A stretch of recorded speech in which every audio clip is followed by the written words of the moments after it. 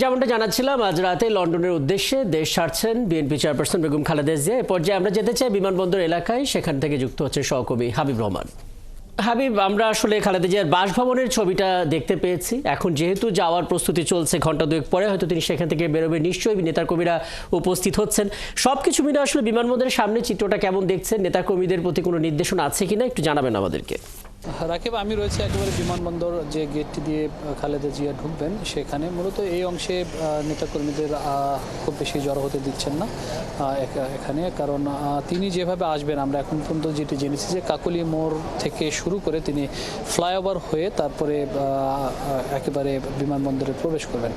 তবে এখানকে আমরা যেটি রয়েছি সেখানে একটু পরিস্থিতি বলি, সেটি হলো যে এখানকার যে বর্তমান অবস্থা, সেই অবস্থা এখানে শতভাগ নিরাপত্তা ব্যবস্থা নেওয়া হয়েছে যেন কোনো ধরনের বিশৃঙ্খলা তৈরি না হয়, সেই ব্যবস্থাটি এখানে নেওয়া হয়েছে। আপনি দেখতে পাচ্ছেন যে বিভিন্ন স্তরের যে আইন শৃঙ্খলা রক্ষাকারী বাহিনীর সদস্যরা রয়েছেন সেটি কিন্তু এখানে রাখা হয়েছে। আমরা বিমানবন্দর মোড়ে তেমন নেতাকর্মীদের দেখিনি। আমরা যেটি জানতে পেরেছি যে মূলত রাস্তা পথে বা সড়ক পথে, যেহেতু খালেদা জিয়া তিনবারের প্রধানমন্ত্রী, বাংলাদেশের সাবেক প্রধানমন্ত্রী, তিনি অসুস্থ এবং রাস্তা পথে যেন নেতাকর্মীদের কারণে কোনো জটিলতা সৃষ্টি না হয় বা যানজটের সৃষ্টি না হয়, তিনি যেন খুব স্বাভাবিকভাবে আসতে পারেন, সেই জন্য নেতাকর্মীদেরকে রাস্তার উপরে জড়ো হতে নিষেধ করা হয়েছে, এমনটি আমরা জানতে পেরেছি।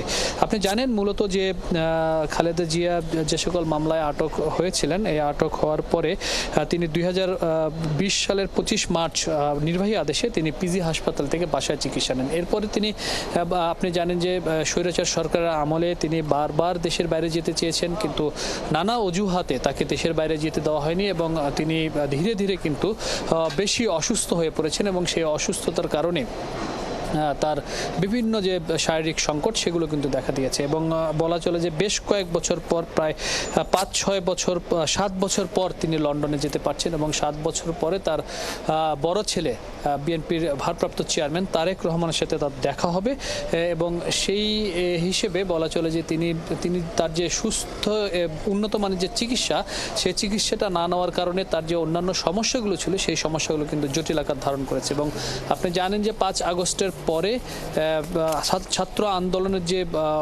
আন্দোলন যে হয়েছে, সেই আন্দোলনে স্বৈরাচার সরকার পতনের পরে তার যে মামলাগুলো রয়েছিল সেই মামলা সব প্রত্যাহার করা হয়েছে এবং তার পরবর্তী সময়ে তিনি কিন্তু চিকিৎসা নিচ্ছেন। একটু বলে রাখা দরকার যে তিনি বলা চলে যে বাংলাদেশের যে রাজনীতির প্রেক্ষাপটে একজন সর্বোচ্চ পর্যায়ের নেতা হিসাবে বিভিন্ন সময় তিনি যে নিপীড়ন হয়েছেন, এটি আসলে এক ধরনের বিরল ঘটনা বলা চলে। সন্তানদের সাথে তার দীর্ঘদিনের যোগাযোগ নেই। আপনি জানেন যে তার ছোট ছেলে আরাফাত রহমান কোকো, তিনি দেশের বাইরেই মৃত্যুবরণ করেছেন এবং দীর্ঘদিন যোগাযোগ শেষ সময় কিন্তু তার সাথে দেখা করার সুযোগ হয়নি। কাজেই তিনি বিভিন্নভাবে নির্যাতিত হয়েছেন, নিপীড়ন হয়েছেন। তারপরও বাংলাদেশের যে গণতন্ত্র, ভোটের অধিকার, মানুষের অধিকার, সেই অধিকারের ক্ষেত্রে তিনি কিন্তু কখনো পিছপা হননি এবং তারই ফলশ্রুতিতে আপনি জানেন যে বাংলাদেশের সবার কাছে এক জনপ্রিয় নেত্রী হিসেবে কিন্তু তিনি পরিচিতি লাভ করেছেন এবং আপসীন নেত্রী হিসেবে কিন্তু তিনি পরিচিতি লাভ করেছেন।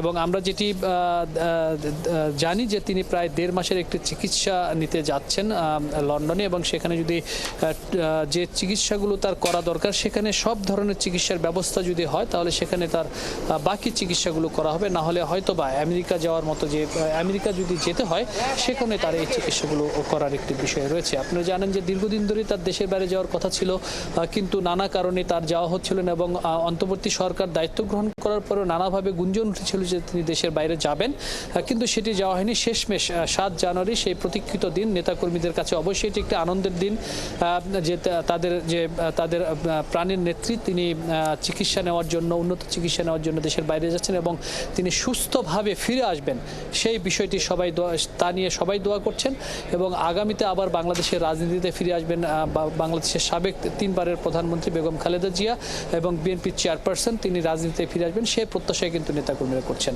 এবং বলা দরকার যে বর্তমান রাজনৈতিক প্রেক্ষাপটে তার দেশের বাইরে যাওয়া নিয়ে নানা ধরনের গুঞ্জন উঠছে যে পরবর্তী সময়ে তিনি দেশে ফিরবেন কিনা বা এই ধরনের কথা কিন্তু আমরা নানাভাবে নানা জায়গায় শুনতে পাচ্ছি। আপনি জানেন যে তার যাওয়ার এই 7 তারিখে যাওয়ার কিছুদিন আগে সেনা প্রধান কিন্তু তার সাথে দেখা করেছেন এবং তার দেখা করেছেন এবং দেখা করার পরবর্তী সময়গুলোর পর থেকে আমরা জানতে পারছি যে তিনি দেশের বাইরে যাচ্ছেন তার চিকিৎসার জন্য। এই ছিল আমার কাছে রাকিব সর্বশেষ খবর। রাকিব, অনেকগুলো তথ্য আসলে যে এলাম হাবিব, নিশ্চয়ই পরবর্তীতে আরো কথা হবে এবং যেহেতু এখনো হাতে ঘন্টা দেড়েক সময় আছে, সে আপডেটও ক্ষণে ক্ষণে আপনার কাছ থেকে নিশ্চয়ই পেতে থাকবো। বিমানবন্দর এলাকা থেকে যুক্ত হয়েছিলেন সহকর্মী হাবিব রহমান।